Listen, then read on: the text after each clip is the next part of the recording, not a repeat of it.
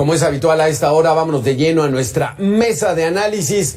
Arturo Huerta González, profesor de posgrado de la Facultad de Economía de la UNAM. ¿Cómo estás, Arturo? Qué gusto saludarte. Igualmente, Alberto, gusto saludarte a ti y a todos los que nos ven y escuchan. Ya vimos la nota, Arturo, salir o no salir de vacaciones en un entorno donde los precios están altos, el poder adquisitivo disminuye, donde endeudarse en estos momentos pues puede ser algo que nos cueste mucho más de lo que teníamos presupuestado. ¿Qué sería la recomendación, Arturo? Mira, desgraciadamente las políticas económicas que han venido predominando en el país en las últimas décadas, estas de austeridad fiscal, de estabilidad del tipo de cambio, de libre movilidad de mercancías y capitales, han llevado a disminuir el ingreso de las empresas e individuos. Y por lo tanto hemos caído en deuda. Y quien se ha favorecido estas políticas económicas es el sector financiero, el sector bancario. Entonces el problema es que ahora está la inflación y el aumento de la tasa de interés pues viene a recrudecer los problemas de los sectores que están altamente endeudados. Porque sigue esa alta tasa de interés que está incrementando el costo de la deuda, está frenando la inversión, está frenando el crecimiento económico, disminuye esto la generación de empleos, disminuye el ingreso de las empresas e individuos, y ante el aumento de la tasa de interés, menos condiciones de pago se pasa a tener. Entonces la gente está exigiendo vacaciones, está exigiendo consumo e inversión para poder pagar deuda. Entonces aquí hay que ir de fondo, hay que cuestionar la política económica que no genera condiciones de ingreso para hacer frente a la deuda, que está llevando, repito, a restringir niveles de vida, de vacaciones y de inversión y de consumo ante esta situación que estamos enfrentando. Arturo, hay publicaciones del día de hoy de expertos y de organismos internacionales que establecen que parece que Estados Unidos ya llegó al pico de la inflación. Y todos aquí en México dicen, mira, también nosotros vamos a empezar a bajar. Explícanos. No, en absoluto. Estados Unidos sí puede llegar al pico de la inflación porque tiene condiciones financieras y productivas para apuntalar el crecimiento de la producción, incrementar la productividad y así bajar la inflación. En cambio, México no tiene esas condiciones financieras y de inversión, esas condiciones presupuestales para incrementar la inversión y así incrementar la productividad, la producción para bajar la inflación. Entonces vamos a un contexto diferenciado, donde Estados Unidos sí va a poder bajar la inflación, en Estados Unidos va a ser temporal la inflación, y en el caso nuestro la inflación es estructural, resultado de rezagos productivos, de escasez de productos que están presionando sobre precios y están presionando sobre importaciones, y las importaciones están siendo caras porque siguen las presiones inflacionarias del precio de los alimentos, de las gasolinas, de los fertilizantes, y en consecuencia seguirá repercutiendo la inflación en nuestro país. En Estados Unidos se va a ver el tope de la inflación y en nuestro caso no. Vamos a un contexto de estancamiento con inflación prolongada. Sí. Mucho se dice que si los Estados Unidos empiezan a bajar y empiezan a tener un mayor crecimiento, pues nos van a jalar. ¿Esto qué tan cierto es? Sobre todo porque, como dices, estructuralmente no hemos hecho nada para evitar la inflación. Pero si a los Estados Unidos les empieza a ir bien, ¿qué? ¿Nosotros nos trepamos a ese tren? Mira, Alberto, una cosa muy importante es que el Senado de Estados Unidos hace 2 semanas aprobó un presupuesto de $280 millones para sustituir importaciones, para producir internamente los semiconductores. Entonces, Estados Unidos ha hecho una política de asegurar el autoabasto de un montón de insumos estratégicos, y en consecuencia eso va a disminuir sus importaciones, no solamente de Asia, sino también de China y de México y de otros lados. Entonces, ese repunte que pueda tener la actividad económica de Estados Unidos no nos va a beneficiar como antes, debido a que ellos van a consumir menos importaciones porque van a avanzar en la sustitución de importaciones. En cambio, en México se sigue apostando el crecimiento hacia afuera, en un contexto, Alberto, donde se está desacelerando el comercio internacional debido a la desaceleración de la economía mundial y debido a que muchos países están buscando el autoabasto. Entonces, México está haciendo ahorita un tratado de libre comercio con el Reino Unido y con Corea del Sur, siguen apostando el crecimiento hacia afuera, repito, en un contexto donde los países están avanzando en el autoabasto y por lo tanto eso va a desacelerar más el comercio internacional y las exportaciones de nuestro país. ¿Y cómo estarían las condiciones en México, Arturo Huerta, para que hiciéramos lo mismo que en Estados Unidos? Fortalecer la economía interna, que empezáramos nosotros a producir y no comprar. Sí, pero para eso Hacienda tendría que incrementar el gasto público sustancialmente en infraestructura, en inversión, apoyar la inversión privada con subsidios, y el Banco de México tendría que bajar la tasa de interés también para disminuir el costo del crédito y estimular la inversión pública y privada, cosa que no están haciendo todo lo contrario. Claro. Siguen los recortes presupuestales, sigue la tasa de interés, entonces no vamos a tener capacidad alguna, Alberto, para hacer frente a los problemas que estamos enfrentando. Exactamente, esto nos queda muy claro. Están haciendo lo contrario, están subiendo la tasa de interés, encareciendo los préstamos, los créditos, y no se apoya a la producción. ¿Qué está esperando entonces el Banco de México? ¿Qué está esperando Hacienda? ¿Qué está esperando el gobierno de México? ¿Un milagro? Mira, ¿O qué? No. Es decir, el que traza la política económica, Alberto, es el capital financiero. Y el gobierno está actuando en favor del sector financiero, que es el que gana con la alta tasa de interés, con la estabilidad del tipo de cambio y con la austeridad fiscal, justo para evitar presiones sobre precios y sobre el tipo de cambio. ¿A costa de qué? De no tener política económica en favor del crecimiento productivo, claro, a no tener política económica a favor del empleo.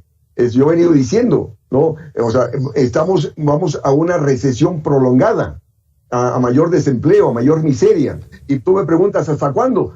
Yo diría, hasta que la gente salga a las calles a demandar cambio de rumbo, hasta que los agricultores demanden política agrícola, demanden política industrial, los desempleados demanden política de empleo, y los que están trabajando demanden incremento de salarios. Y porque finalmente la política económica la traza la correlación de fuerzas. Hay que cambiar la correlación de fuerzas en favor de lo productivo y en favor del empleo, para que la política económica responda a sus intereses y no siga respondiendo a los intereses del 1%, que es el sector financiero nacional e internacional.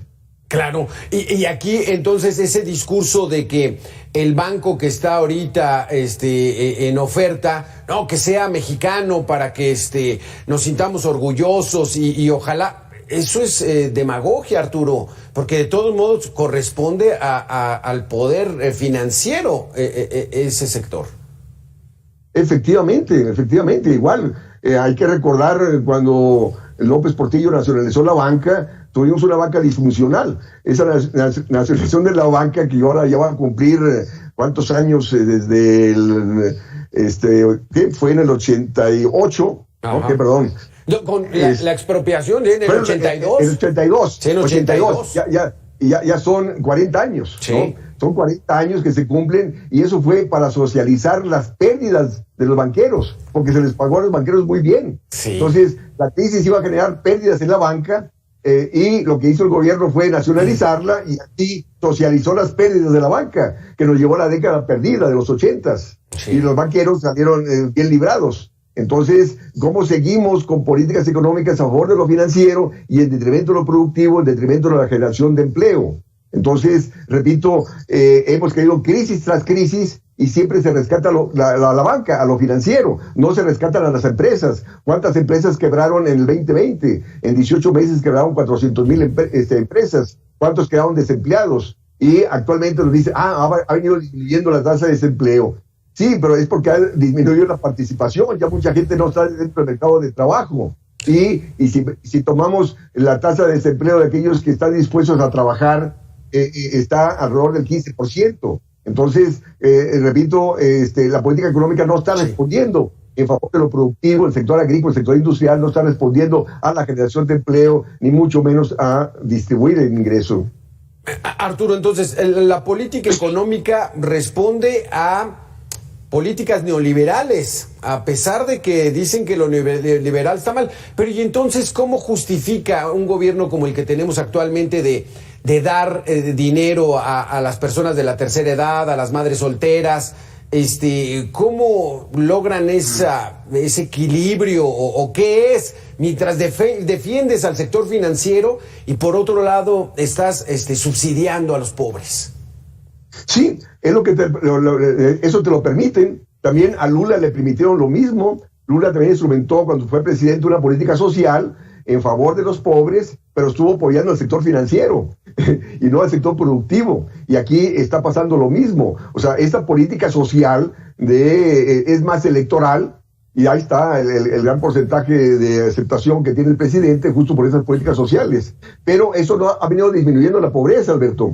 La pobreza sigue creciendo. ¿Justo por qué? Por el problema de desempleo. La estructura salarial se ha deteriorado.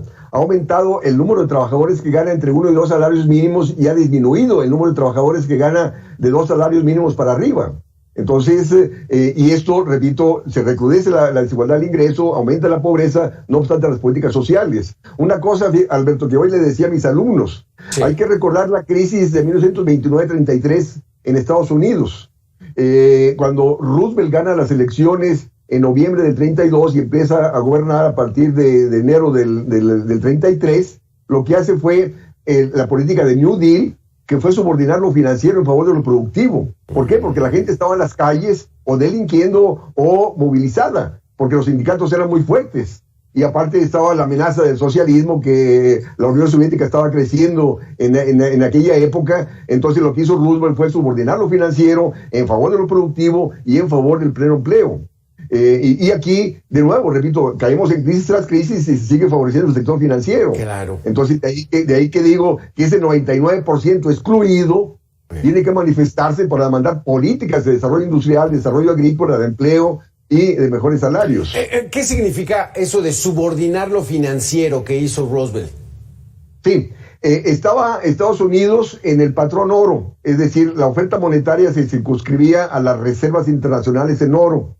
Entonces eso limitaba la política de gasto público. O sea, no podía incrementar el gasto público porque iba a crear presiones inflacionarias y había que mantener esa relación del patrón oro, la convertibilidad de la moneda al oro. Entonces Roosevelt lo que hace es dejar de lado el patrón oro. ¿Para qué? Para tener el control de la moneda y poderse financiar con ella en favor de generar empleos, en favor del desarrollo productivo. Y así fue que se salió de la crisis del 29-33. En cambio, aquí en México está la autonomía del Banco Central, donde el Banco Central no compra deuda del gobierno, limita la capacidad de gasto del gobierno, y de ahí que no tenemos política fiscal en favor de incremento del gasto público para apoyar el sector productivo, para generar empleos, y el Banco Central tiene como único objetivo bajar la inflación y su único instrumento es aumentar la tasa de interés. Sí. Entonces, y el aumento de la tasa de interés te viene a restringir la inversión, te contrae la producción, sigue la escasez de productos y seguirán las presiones inflacionarias. Ahí está, el Banco de México ha aumentado en 10 ocasiones la tasa de interés desde junio del año pasado y la inflación sigue creciendo. ¿Por qué? Porque ese aumento de la inflación me sigue restringiendo la inversión, la producción, sigue la escasez de productos que presionan sobre precios y sobre importaciones caras. En aquella época de los Estados Unidos, de Roosevelt, el patrón era el oro. En la actualidad en México, ¿cuál es nuestro patrón? ¿Las famosas reservas internacionales? No. La política económica está priorizando la estabilidad peso-dólar. Ahí está, actualmente ya está a 19 pesos por dólar. Entonces, ¿y cómo han estabilizado la relación peso-dólar? Con aumento de tasa de interés para que el capital venga y no se vaya. Con políticas de austeridad fiscal, ¿no? Para evitar presiones de demanda sobre precios y sobre el tipo de cambio. Entonces, se mantiene estable el tipo de cambio ¿a favor de quién? De los que controlan el dinero, que es el sector financiero, que quiere la estabilidad de la moneda donde ellos invierten. Entonces viene el capital financiero, gana por la alta tasa de interés y cuando sale, el dólar le sale más barato que cuando entró. Entonces, el anclaje, repito, es el tipo de cambio, que abarata importaciones, esas importaciones relativamente baratas desplazan a la producción nacional y de ahí que tenemos menos industria, menos agricultura, perdimos la autosuficiencia de granos básicos y en consecuencia eso se ha traducido en mayor desempleo y menores salarios y la problemática económica en la cual estamos. Entonces hay que trabajar con tipo de cambio flexible para poder bajar la tasa de interés. Si dejas el tipo de cambio flexible no tienes que seguir aumentando la tasa de interés ni tienes por qué seguir con la austeridad fiscal. Incrementas el gasto público a favor de lo productivo, bajas la tasa de interés para estimular la inversión productiva y deja el tipo de cambio flexible. ¿Por qué no lo hace, Arturo? ¿Por qué no toma ese camino el gobierno supuestamente de izquierda que nos está gobernando actualmente?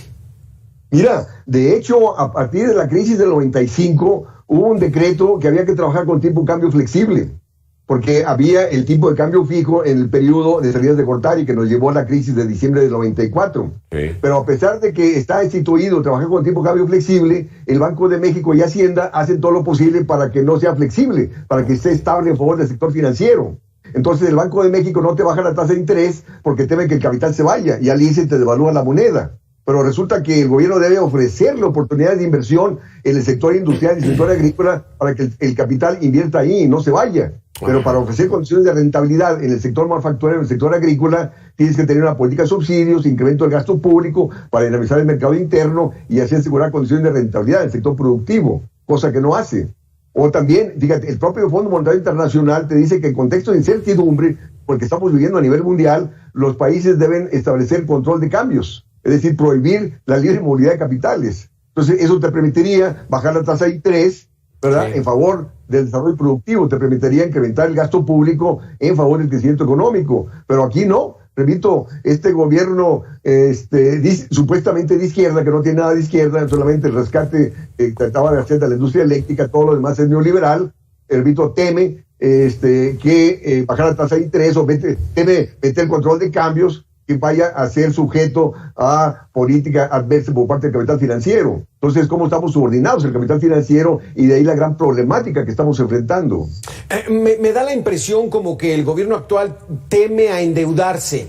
En alguna ocasión, Pablo Gómez, cuando era diputado, él decía a los gobiernos neoliberales del PRI y del PAN, endéudense, inviertan en el sector productivo de México, no es tan grave. Pero ahorita parece que es como una fobia la que tiene la actual administración. Sí, mira, el presidente de la República está gobernando el país como si fuera jefe de gobierno del Distrito Federal. O sea, un estado, un municipio, pues sí, tiene que equilibrar sus finanzas públicas, es decir, procurar no endeudarse. Pero no es el caso de un estado, de una nación. El gobierno tiene el control de la moneda, puede financiarse con su propia moneda. Es diferente endeudarte en pesos que endeudarte en dólares. Tú no debes endeudarte en dólares porque nosotros no generamos dólares. Y aparte tenemos un déficit de comercio exterior. Compramos más allá de lo que vendemos y por lo tanto eso te impide pagar la deuda externa. Pero no hay problema con respecto a la deuda interna porque está en pesos. Entonces el gobierno debe trabajar con gasto público deficitario en favor de Pemex, en favor del desarrollo del gas, de los fertilizantes, del sector agrícola, en favor de sustituir importaciones industriales con gasto público en pesos. Y eso te va a generar un efecto multiplicador para sustituir importaciones y así disminuir el déficit de comercio exterior y generar condiciones de empleo y crecimiento económico. Pero no pasa por la mente de la gente que nos gobierna. Evidenciando, repito, desde mi perspectiva, si fueran alumnos míos, yo los reprobaría. Porque la deuda no es mala, Alberto. Y tú la canalizas a incrementar productividad, incrementar la capacidad productiva, porque eso te va a generar un ingreso y ese ingreso se va a traducir en mayor recaudación tributaria que te va a permitir pagar la deuda. Claro. Sí, porque como dices, el presidente parece que está gobernando como lo hizo en la Ciudad de México. Es decir, gastar, pero no generas recurso. ¿Es así? Sí, porque el gasto se circunscribe dentro del equilibrio fiscal, ¿no? Bueno, pero está gastando, en obras, no está gastando en obras, en el aeropuerto, en el Tren Maya. O sea, aquí en la Ciudad de México le apostó al segundo piso, o sea, es gasto. Pero ¿y dónde entra? Pero el problema es el siguiente, que estas obras del Tren Maya van a beneficiar a los hoteles internacionales que están en esa zona. Y ellos traen todos sus insumos, todos los importan. Y el tren del Istmo de Tehuantepec está encaminado a promover entrada de inversión extranjera para exportar, en un contexto donde el comercio internacional se está desacelerando. Y repito, en vez de haber utilizado ese presupuesto en el 2020 para apoyar empresas, para evitar el quiebre de 400,000 empresas que se dio en 18 meses, no apoyó a las empresas. Entonces hoy día tenemos menos capacidad productiva, tanto porque disminuyó la inversión pública, disminuyó la inversión privada, hubo quiebre de empresas y esta menor capacidad productiva se está traduciendo en escasez de productos que te está generando inflación. Entonces, repito, la deuda en sí no es mala. O sea, el gobierno debe endeudarse en pesos en favor del desarrollo tecnológico, en favor del desarrollo industrial y agrícola, en favor de la creación de empleo y eso te va a generar efectos multiplicadores que le van a permitir al gobierno incrementar su recaudación tributaria para pagar dicha deuda. Claro. Híjole, qué interesante, Arturo Huerta. Desafortunadamente se nos acaba el tiempo, pero siempre es un placer escuchar todos tus conceptos. Muchísimas gracias por haber estado aquí en Mega Noticias. Al contrario, Alberto, muchas gracias por este espacio para generar niveles de concientización, para la necesidad de que el sector afectado demande cambios de rumbo. Exactamente, sobre todo eso, hay que demandar cambio de rumbo porque si no, la vamos a padecer todos. Muchísimas gracias, Arturo. Al contrario. Ahí está, qué interesante el asunto económico. Parece complicado, pero no lo es. Usted mismo en su familia lleva un plan económico. Está endeudado, lo está haciendo mal, no tiene para pagar, lo está haciendo mal, pero si logra hacerse de sus bienes y con lo que gana y logra cumplir sus satisfactores, felicidades, lo está haciendo muy bien. Así es la economía de un país. Regresamos con este tema aquí en Mega Noticias, 3 de la tarde, tan solo en 2 minutos.